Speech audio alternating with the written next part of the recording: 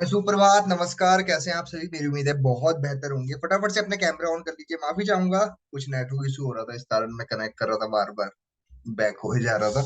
ठीक है, आप जल्दी से आईएमएन का मैसेज डाल दीजिए डायमंड ग्रुप के अंदर एंड अपने प्लीज कैमरा ऑन कर लो। आपको तो काफी टाइम भी दे दिया मैंने कैमरा ऑन करने के लिए, 15 मिनट काफी होते हैं। सो प्लीज अपने कैमरा ऑन कर लीजिए। लेकिन मेरे को फिर ना चाहते हुए भी फिर आपको ग्रुप या जो है ग्रुप निकल जाता है। मतलब कि आपको मीटिंग से रिमूव करना होगा। ठीक है, फिर आप चाह करके भी मीटिंग दोबारा ज्वाइन नहीं कर पाओगे, क्योंकि अगर होस्ट तो रिमूव करता है दोबारा ज्वाइन नहीं कर पाओगे। इसके लिए कह रहा हूँ अपने कैमरा ऑन कर लीजिए।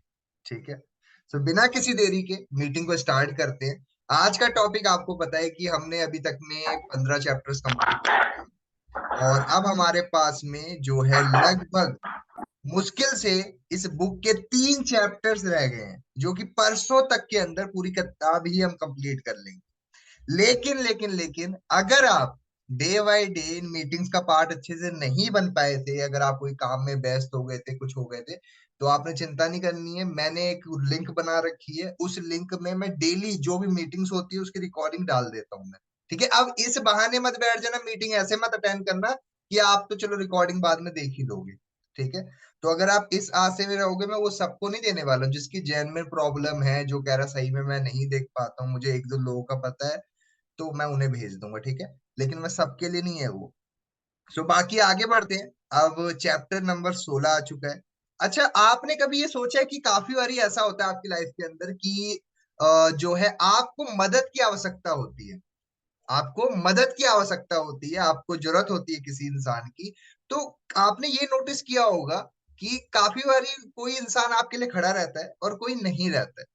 आपने ये नोटिस किया होगा कि काफी बारी क्या होता है कि जब आपको जरूरत पड़ती है किसी इंसान की, या फिर कहीं पैसों को लेकर के, किसी भी चीज को लेकर के, तो कुछ लोग तो आपके साथ खड़े रहते हैं, लेकिन कुछ लोग खड़े नहीं रहते हैं। तो आज इस चैप्टर में हम बात करेंगे वही इंसानों के बारे में, जो कौन वो इंसान होते हैं जो कि एक मेंटेलिटी के साथ अपनी लाइफ को जी रहे होते हैं।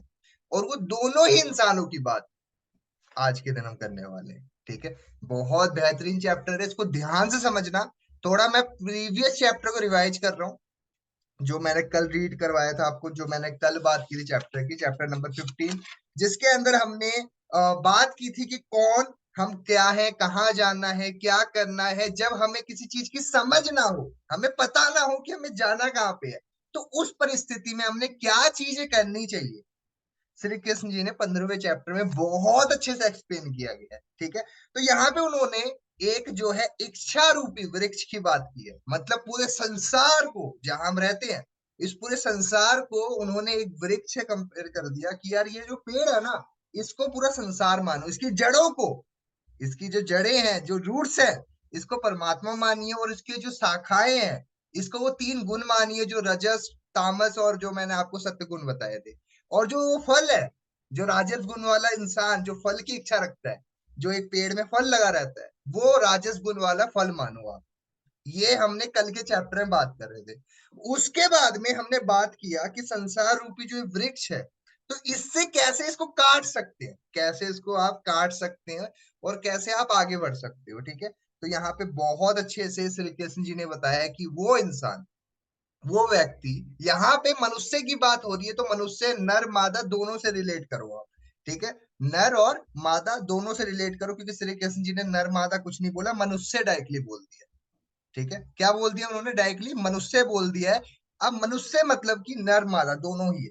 ठीक है, मतलब क्या है? जो इंसान जो निरंतर खाली अपना निष्काम कर्म कर रहा है, जो सिर्फ अपने कर्म पे फोकस कर रहा है, वही इंसान कहीं ना कहीं परमात्मा को पा सकता है, या फिर कहीं ना कहीं परमात्मा तक पहुंच सकता है। ठीक है, वो जल्दी ये परमात्मा को हासिल कर सकता है। ठीक है जी, यहाँ पे उन्होंने बताया जो मनुष्य होता है, जो कहीं ना कहीं अपने आप को परमात्मा के शरण में डाल देता है, वो कहीं ना कहीं आने वाले वक्त में परमात्मा तक पहुंच सकता है। अब यहाँ पे एक चीज कहीं ना कहीं होता है कि कैसे आप उस पेड़ को, जो इच्छा रूपी पेड़ है, जो मैं आपको बता रहा था कि कहीं ना कहीं की सत्य जो एक होता है, एक तमस होता है, एक राजस होता है, ये 3 गुण होते हैं। और आपको इससे छुटकारा पाने के लिए 14वें चैप्टर में मैंने बात की थी कि आपको उदास, जैसे एक उदास इंसान की जब इच्छा खत्म हो जाती है, आपको वो अपनाना चाहिए। वैसे ही वो इच्छा रूपी जो पेड़ है उससे कैसे आप छुटकारा पा सकते हो। अच्छा, इच्छा रूपी पेड़ से आप थोड़ा रिलेट करो, मैं आपको थोड़ा समझाता हूँ। इच्छा रूपी पेड़ क्या होता है? जिसके पास जिम्मेदारियां हैं, जिसके पास में रिस्पॉन्सिबिलिटीज हैं। जैसे मान के चलो फॉर एग्जाम्पल, कोई इंसान है जो कि सरकारी नौकरी करता है, उसकी रिस्पॉन्सिबिलिटी क्या है? उसकी रिस्पॉन्सिबिलिटी है नेशन, उसको देश की रक्षा करनी है, उसको देश देखना है, ठीक है। एक पिता है, उसकी रिस्पॉन्सिबिलिटी क्या है? उसकी रिस्पॉन्सिबिलिटी है उसकी फैमिली, राइट। एक जो मदर है, जो माता है, उसकी रिस्पॉन्सिबिलिटी क्या है? उसकी रिस्पॉन्सिबिलिटी ये है कि उसको पूरा घर चलाना है। तो ये संसार, जो ये इच्छा रूपी संसार है, कैसे आप इसको काट सकते हो? कैसे आप इसको काट सकते हो, वो यहाँ पे बात की जा रही है। अब यहाँ पे ध्यान से रिलेट करना, मैं आपको एक स्टेप बाय स्टेप समझाने वाला हूँ। अब जो अर्जुन युद्ध लड़ रहा है, युद्ध वो किसके लड़ रहा है, समझो इस बात को। यहाँ पे वो अपने भाई, जो वो है उसका बड़ा भाई युधिष्ठिर, जो कि कहीं ना कहीं हम उनको धर्म वो मानते हैं, वो हमेशा सत्य बोलते हैं, वो हमेशा धर्म को लेकर के ही बात करते हैं।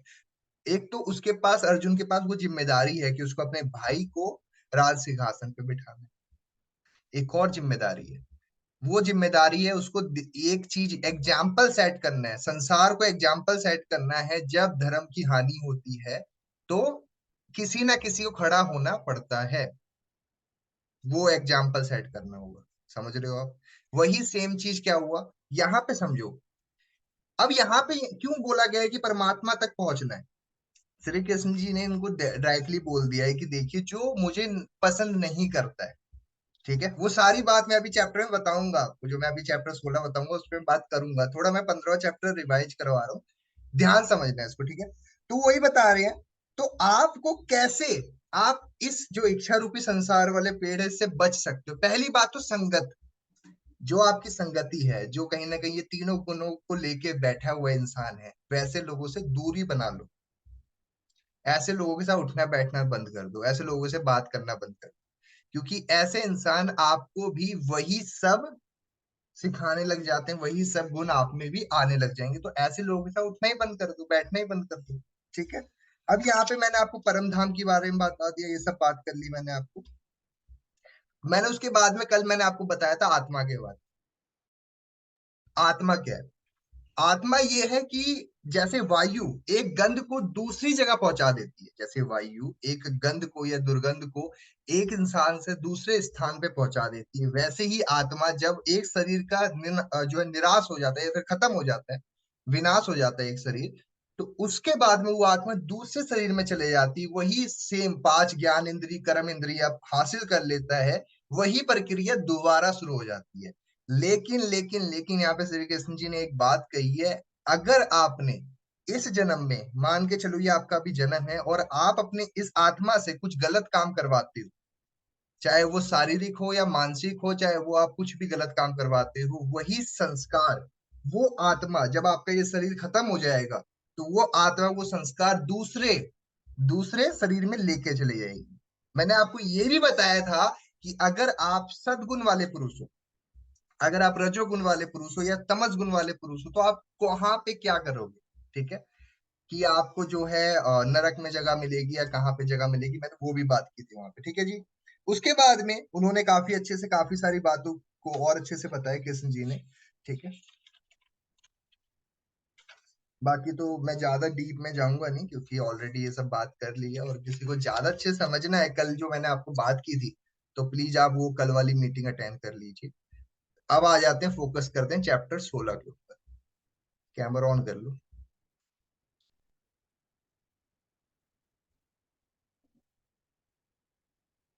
कैमरा ऑन कर लीजिए, कैमरा कैमरा कैमरा।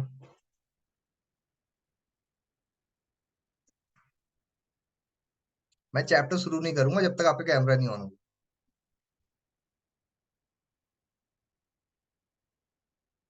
क्योंकि मुझे चाहिए भाई चेहरे, है ना। अब फिर तो दीवार से बात करूंगा ना, फिर तो मुझे प्रभा जी का पता है मुझे। चलो ठीक है, आगे बढ़ते हैं, कोई बात नहीं। चैप्टर 16 वैसे भी ऑलरेडी इतने लेट हो चुके हैं, मैं और ज्यादा टाइम खींच का कोई फायदा नहीं होगा। प्लीज अच्छे से समझना है इसको, चैप्टर 16 को। और चैप्टर 16 के अंदर आ चुके हैं। अब एक सवाल उठता है। सवाल क्या उठता है? क्या आपने कभी ये सोचा है कि जब आपको जरूरत पड़ती है, तो कुछ इंसान तो आपके लिए डट पे खड़े रहते हैं, कुछ देखा होगा आपने, कुछ दोस्त आपके साथ हमेशा खड़े मिलेंगे आपको।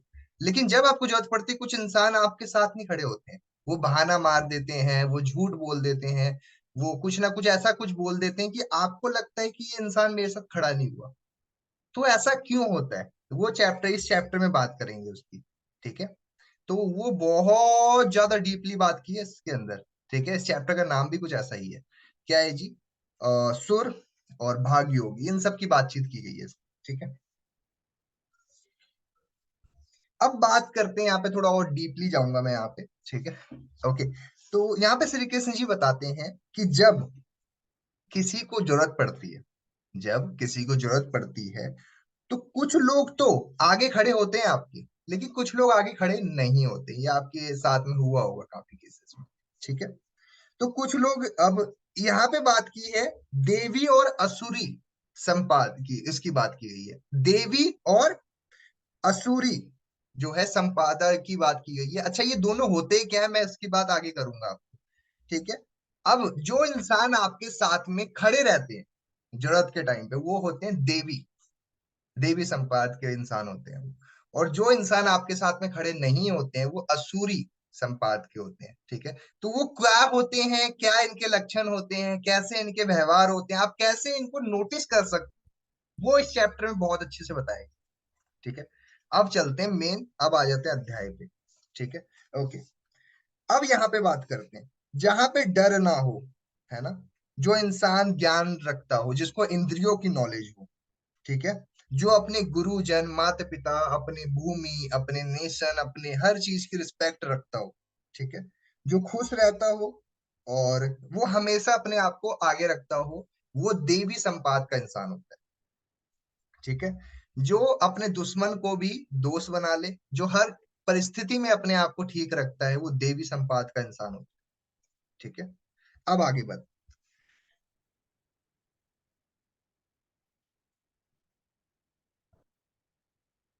अब देवी संपाद की बात और अच्छे से श्री कृष्ण जी ने दूसरे श्लोक में किया है। उन्होंने क्या बोला देवी संपाद के बारे में, थोड़ा बात करते हैं, इसको विस्तार में जाऊंगा मैं, ध्यान समझना है, बहुत इंपॉर्टेंट चैप्टर है। यहाँ पे उन्होंने क्या बताया है, जो इंसान किसी के लिए ना मन में कुछ बुरा सोचे, ना कोई अपने मुंह से कुछ गलत निकाले किसी के लिए। ठीक है। जो अपने शरीर से किसी को कष्ट ना दे, जो अपने शरीर से किसी को कष्ट ना दे, ना ही आंतरिक ना ही बाहरी। ठीक है। जो हमेशा किसी के लिए अगर बोले भी तो प्यारी बात ही करे, चाहे उसकी उपस्थिति हो या वहां पे या फिर ना हो, उसके लिए अच्छा ही मुंह से निकाले। ठीक है। जो सच बोलता है। ठीक है। वो जो ऐसी बातें बोलता है या उसकी व्यवहार होता है कि वो किसी को कष्ट ना हो, किसी को उससे उसकी उपस्थिति से बुरा ना लगे। ठीक है। जो कोई किसी के साथ गलत ना करे, जिसको गुस्सा ना आए किसी के ऊपर। ठीक है। जिसमें घमंड ना हो, अभिमान ना हो। ठीक है। जो ये नहीं सोचता कि मैं ही सब कुछ हूँ, जो ये नहीं सोचता कि मैं ही सब कुछ हूँ। ओके। जिसको चिंता नहीं है। ठीक है। जिसको चिंता नहीं है किसी चीज की, किसी की बुराई नहीं करता। ठीक है। जिसका इंद्रियों पे पूरा कंट्रोल है, जिसको पता है कि मुझे आंखें कहाँ दिखानी है, कहाँ उठानी है, जिसको पता है मुझे क्या सुनना है, क्या सूंघना है, क्या बोलना है, क्या करना है, वो देवी संपाद के इंसान होते हैं। कौन होते हैं वो? देवी संपाद के इंसान होते हैं। अब यहाँ पे तेज गुण की बात की जा रही है। तीसरे श्लोक में जब आओगे आप, श्री कृष्ण जी यहाँ पे तेज गुण की बात कर रहे हैं। तेज गुण क्या होता है? तेज गुण वाले इंसान वो होते हैं, ठीक है, जो घटिया होते हैं, जो झूठे होते हैं, जो किसी के लिए हमेशा बुरा ही कहते हैं, जो सिर्फ दुनिया को कोसते रहते हैं, बस जिंदगी में दूसरों को ही उल्टा सीधा बोलते रहते हैं। ठीक है। जिनको बस ये लगता है कि भाई मैं ही सब कुछ हूँ। ठीक है। जिनके साथ हमेशा ये रहता है कि किसी की बुराई करने से ही उनका दिन अच्छा जाएगा, जिसका हर रोज बस ये रहता है कि इसकी बुराई करूंगा तो मेरी जिंदगी आगे बढ़ जाएगी। ठीक है। आगे बढ़। ऐसे इंसान असूरी संपाद के होते हैं। ऐसे इंसान कौन होते हैं? असूरी संपाद के होते हैं, जिनके किसी से कहते हैं ना कि अगर किसी की बुराई नहीं करेंगे तो इसके जो है खाना नहीं पचेगा, ऐसे इंसान। ठीक है। तो ऐसे इंसान कौन होते हैं? जो असूरी संपाद के होते हैं। आगे बात करते हैं। ठीक है। जिनमें धैर्य नहीं होता। ठीक है। जो खाली दूसरों को ठेस पहुंचाने के लिए ही इस दुनिया में आए हैं। ठीक है। अपने अंदर घमंड इतना भर रखा है उन्होंने, घमंड ही खत्म नहीं होता जिनका। घमंडी होते हैं, जिनको आप बोल सकते हैं कि मतलबी आप बोल सकते हैं, या फिर आप इन्हें कह सकते हैं कि ये किसी के लिए हमेशा जब भी सोचेंगे बुरा ही सोचेंगे। ऐसे इंसान, ऐसे सोच वाले इंसान असुरी संपात के होते हैं। ठीक है। जिनको धर्म से कोई लेना देना नहीं, जो अपने आप को झूठ छुपाने के लिए, यहाँ पे श्री कृष्ण जी कहते हैं ऐसे असुरी संपाद वाले इंसान फॉर्मेलिटी करते हैं। ये लोग क्या करते हैं, मान के चलो कि किसी को मार देंगे या किसी के साथ कुछ बुरा कर देंगे, उसके बाद में पूजा पाठ रखवा देंगे घर में, उसके बाद में कहेंगे कि मेरा पाप धुल चुका है। ऐसे इंसान असुरी संपाद के होते हैं। ठीक है। ऐसे इंसान जो कहते हैं कहीं ना कहीं कि चल भाई ये मैं पाप कर देता हूँ, मैं जैसे कोई चोर है, वो चोर बोलता है कि मैं अभी आज चोरी कर लेता हूँ, उसके बाद में गंगा जाके नहा लूंगा, मेरे सारे पाप धुल जाएंगे। ऐसे इंसान होते हैं असुरी संपाद की, जो बात की जा रही है यहाँ पे। ठीक है। तो वो बहुत अच्छे से एक्सप्लेन किया गया है यहाँ पे। अब मैं आपको और डीप में बताऊंगा इसको, काफी इंटरेस्टिंग चैप्टर है ये। ठीक है। अंसुरी संपाद के इंसानों को कैसे आप पहचानोगे, कैसे आपको पता चलेगा कि असुरी है? जो अपने दम, जो पैसों का घमंड रखता है। ठीक है। जो बहुत रूडली बिहेवियर रहता है, जब भी आप उससे बात करो तो बहुत रूडली बात करेगा, उसको लगेगा पता नहीं उसके पास क्या ही हो गया है। ठीक है। ऐसे इंसान जो घमंड लेके जन्मे हुए हैं, उनकी भी गलती नहीं है, पैदा ऐसी, वो ऐसी हरकतें करते हैं। और श्री कृष्ण जी भी क्या कहते हैं कि मैं असुरी संपाद वाले इंसान को हर जन्म में यही माइंडसेट देके भेजता हूँ। ठीक है। आगे बढ़ते हैं। यहाँ पे उन्होंने बताया है मनुष्य के दो व्यवहार होते हैं। मनुष्य के दो व्यवहार होते हैं। श्री कृष्ण जी ने पूरे संसार, पूरी बात को ही अलग करके सिर्फ दो व्यवहार की बात की है, कि पूरी दुनिया में सिर्फ दो व्यवहार होते हैं। दो व्यवहार कौन से होते हैं? देवी और असुरी। देवी वाला इंसान वो होता है जो मुक्ति पाता है। जो मुक्ति पाता है वो देवी संपाद का इंसान होता है। और असुरी संपाद का वो इंसान होता है, ठीक है, जो किसी बंधन में फंसा होता है। बंधन क्या?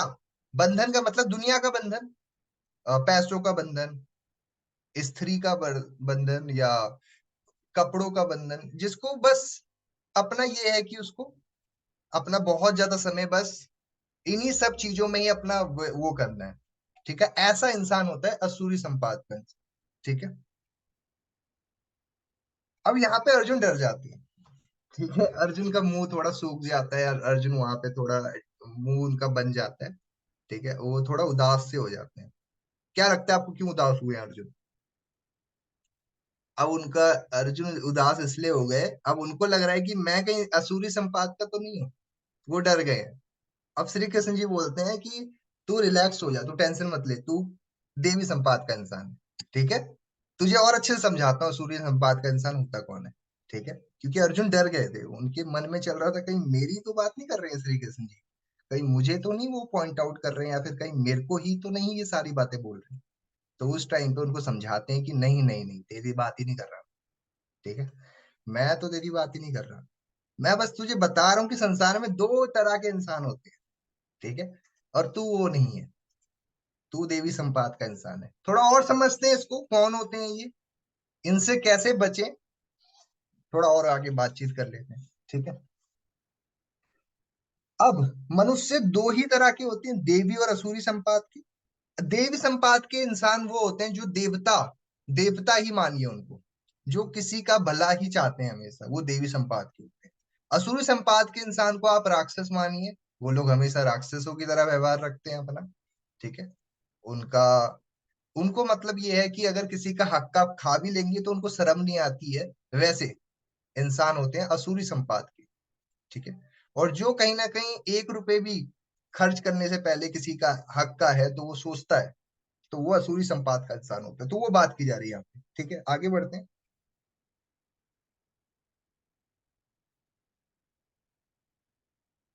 असुरी संपाद के इंसान ना ही प्रवृत्ति जानते हैं, ना निवृत्ति जानते हैं, ना उनको कुछ की किसी की चीज के कुछ नॉलेज ही नहीं है, समझ लो। एग्जाम्पल, अगर किसी को कि आप बुराई करते हो, है ना, और मान लो फॉर एग्जाम्पल कि आप किसी की बुराई करते हो या फिर किसी की अच्छाई बताते हो और उसको सुनना ही नहीं है, ना ही अपनी बुराई सुननी है ना ही अच्छाई सुननी है, क्या वो कभी अपने आप को आगे बढ़ा पाएगा? एक बार चैट बॉक्स में बताओगे मुझे आप। मतलब आप किसी की बुराई बता रहे हो या फिर उसके अंदर कोई कमी के बारे में उसको बता रहे हो और वो सुनना ही नहीं चाहता, क्या वो कभी अपने आप को आगे बढ़ा पाएगा? क्या लगता है आपको? जिसको लगता है कि वही सब कुछ है, जिसको लगता है कि मैं ही जो करता हूं मैं सही करता हूं, मुझे कोई समझाने वाला नहीं चाहिए, क्या लगता है आपको, क्या वो कभी अपने आप को आगे बढ़ा पाएगा? आपका क्या माइंडसेट बोलता है? चैट बॉक्स में बताइएगा, यस नो टाइप कर दो।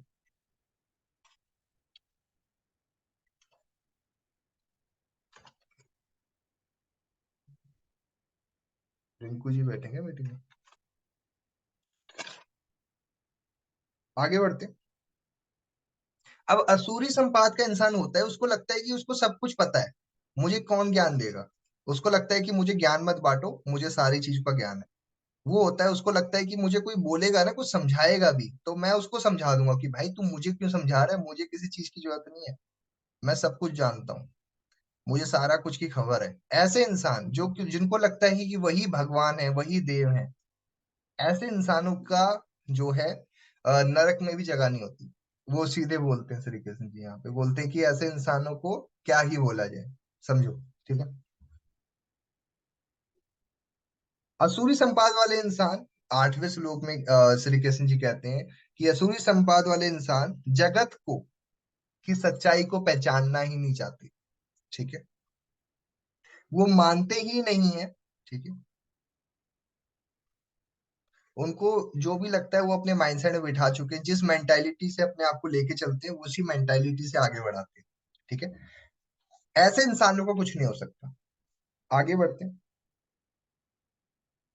देवी संपाद वाले रचनात्मक माइंडसेट के होते हैं, जिनके क्रिएटिव माइंडसेट के होते हैं, वो कुछ ना कुछ नया करने की, नई नई चीजें करने की कोशिश करते हैं। असुरी संपाद वाले डिस्ट्रॉयर होते हैं, जिनको बस विनाश ही दिखता है, वो कभी अच्छा सोच ही नहीं सकते। अच्छा, मैं आपसे एक सवाल पूछता हूँ, आपका कोई ना कोई दोस्त ऐसा होगा ग्रुप में, जब आप कोई अच्छी बात कर रहे होगे या कुछ अच्छा कर रहे होगे, वो उसका मुंह जब चालू होता है वो बुरा ही बोलेगा, नेगेटिव ही बोलेगा, उसका मुंह ही नहीं बंद होता है। ऐसा कोई जानते हो आप?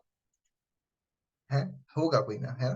काफी लोगों को दिख रहा है। अब वो इंसान कौन है? तो ऐसे इंसान की बात की जा रही है यहाँ पे। वो इंसान होता है असुरी संपाद का, जो कहीं ना कहीं बस चीजों को नेगेटिविटी से ही देखता है, उसको लगता है कि जो भी इस दुनिया में होता है सब कुछ बर्बाद ही होगा। उसके सामने आप अच्छी बात भी करोगे, बस मुंह से वो उल्टा ही बोलेगा। ऐसे असुरी संपाद वाले इंसानों की बात की जा रही है यहाँ पे। ठीक है, जो नेगेटिव ही बोलेंगे।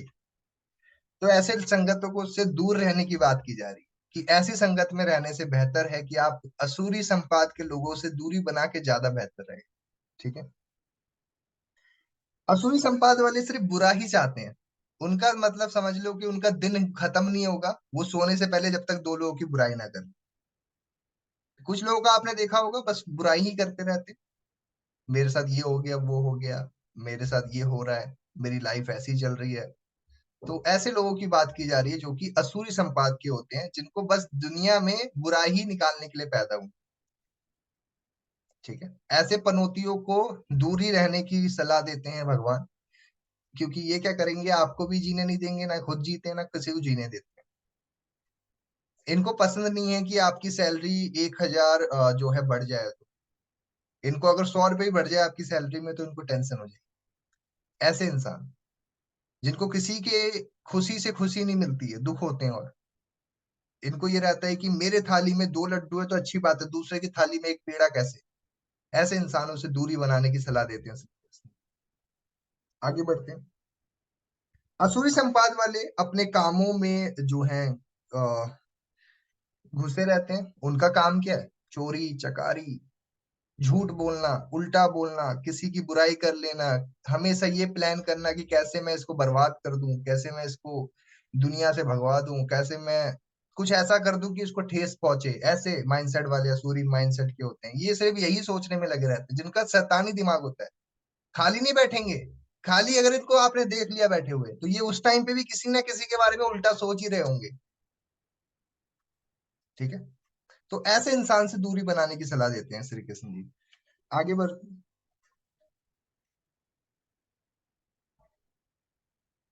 वो ऐसे लोगों को कैसे पहचानोगे? ये लोग हमेशा आपको बेचैन से दिखेंगे। बेचैन का मतलब इनको कभी किसी चीज की खुशी ही नहीं मिलेगी आपको, ये हमेशा आपको बेचैन ही दिखेंगे। ये हमेशा बस यही सोचते रहेंगे कि मेरे साथ इतना बुरा हो गया, मेरी जिंदगी बर्बाद हो रही है, ये हो रही है, वो हो रही है। बस ये लोग आपको बर्बादी की ही बात करते दिखेंगे। ऐसा ही क्या हुआ, एक बार की बात है। एक इंसान काफी दिनों के बाद, एक लड़का था राजू करके, यूपी गया, अपने गांव में बैठा। ठीक है। तो यूपी गया तो उसके बाद में उसको 2 घंटे बाद उसकी ट्रेन वापसी की थी। थोड़ा बैठा और वो अपने साथ में एक चाचा है उनके साथ बैठ के चाय वगैरह पीने लग गया।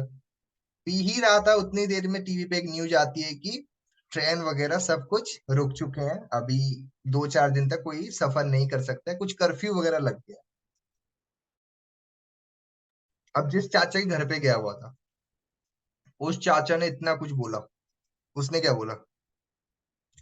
उसने ये बोला कि अब तो देख भाई, तू यहीं पे रहेगा, ठीक है, और अब तो मुझे टेंशन हो रही है, तेरे खाने का कौन देखेगा, तेरा क्या होगा पीने का, ये वो फलाना ढिमकाना, मतलब बहुत कुछ बोलने लग गया। उसने बोला कि अब पता नहीं कर्फ्यू कब तक खुलेगा, पता नहीं अब क्या होगा, मैं आगे कुछ कर पाऊंगा नहीं हो पाएगा, मतलब बहुत सारी नेगेटिव बातें बोलना शुरू कर दिया। ठीक है। अब जो इंसान यूपी से आया हुआ था, दो वो बंदा पॉजिटिव माइंडसेट वाला बंदा था, लेकिन 2 या 4 दिन उस चाचा के साथ रहने के बाद में वो भी नेगेटिव हो गया। वो भी कह रहा है कि यार सही कह रहे हैं चाचा। कहने का तात्पर्य ये है कि काफी बारी ऐसा होता है कि आप खुशी माइंडसेट के हो, एक अच्छे पॉजिटिव माइंडसेट के इंसान हो, लेकिन ऐसे लोगों की संगत में रह करके आपका भी माइंडसेट वैसा ही बनने लग जाता है। वैसे ही आप भी बनने लग जाते हो, तो अपने आप को, आपको इन लोगों से दूर ही रखना ज्यादा बेहतर रहेगा, क्योंकि इन लोगों को ठीक नहीं किया जा सकता। अगर आप ये सोच रहे हो ना कि मैं वो इंसान को ठीक कर दूंगा, नहीं हो सकता वही ऐसा इंसान। आप इनसे बचो, ज्यादा बेहतर है। ठीक है, आगे बढ़ते हैं। असुरी संपाद के इंसानों की हरकतें क्या होती है? दिन भर खाते रहते हैं, दिन भर पीते रहते हैं, दिन भर सोते रहते हैं। ऐसे इंसान असुरी संपाद के होते हैं। खाने पीने सोने में इनको बड़ा आनंद आता है। बस खाते रहेंगे, पीते रहेंगे, सोते रहेंगे। इनको इन सब चीजों में बहुत आनंद आता है। असुरी संपाद के इंसानों की बात की जा रही है यहाँ पे, जो सिर्फ चिंता में घिरे रहते हैं। आप इनसे जब भी मिलोगे, ऐसे बात करेंगे जैसे पता नहीं कितनी जिंदगी में दुख है। मैंने काफी सारे लेडीज को देखा है जैसे बात वगैरह करते हैं। एक लेडीज बोलती है कि मेरे पे इतना बुरा चल रहा है, मेरी जिंदगी में ये चल रहा है। दूसरी लेडीज शांत नहीं होती है, वो बोलती है यार मेरे साथ क्या अच्छा चल रहा है, मेरे साथ तो और भी बुरा चल रहा है। तो ये लोग क्या होते हैं? ये अपनी बुराइयां बता रहे हैं, सामने वाला भी बुराइयां बता रहा है। क्या हो रहा है ये? एक दो नेगेटिव एनर्जी मिल जाती है और वो असुरी संपाद का इंसान बढ़ता चले जाता है।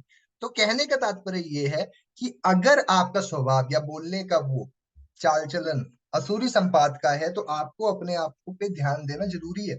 ठीक है। असुरी संपाद का इंसान हमेशा अपनी कामनाओं में, इच्छाओं में फंसा रहता है, बस उसको अपनी इच्छाएं ही दिखती है। ठीक है।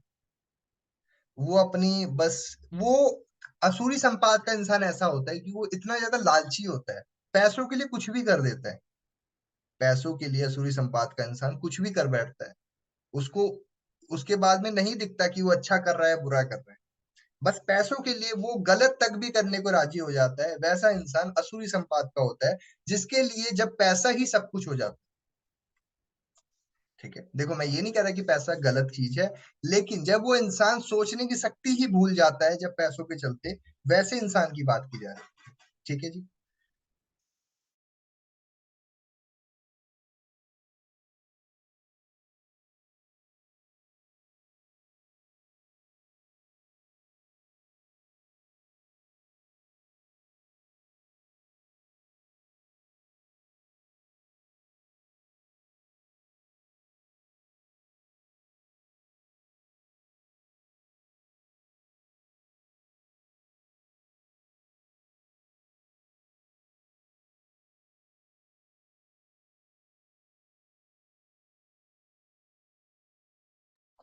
हाँ, तो मैं वही बता रहा था आपको, ऐसे इंसानों से आपको दूरी बनानी है, जो असुरी संपाद के होते हैं, जिनको बस ये दिखता है कि उनके अलावा, पैसों के अलावा उनको कुछ नहीं चाहिए। यहाँ तक कि वो पैसों के लिए तो अपने माँ बाप की भी रिस्पेक्ट करना छोड़ देते हैं, या फिर उनको ये रहता है कि यार पैसे हैं तो सब कुछ है।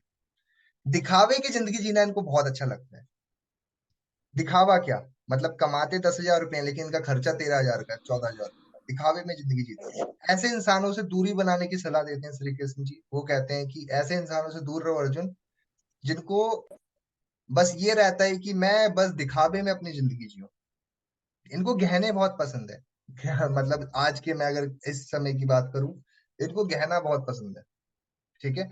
इनको इतना शौक है, कमाते 10,000, 15-20 हजार रुपए, लेकिन इनको आईफोन रखने का शौक है। ऐसे इंसानों की बात की जा रही है, ऐसे दिखावे वाले इंसानों की बात की जा रही है, जिनको बस दिखावा ही करना है। तो वो बात की जा रही है कि ऐसे इंसानों से आपने बहुत दूर की, फिट की दूरी बना के चलो अर्जुन। ठीक है। सो अब आपने क्या करना है, एक सेकंड,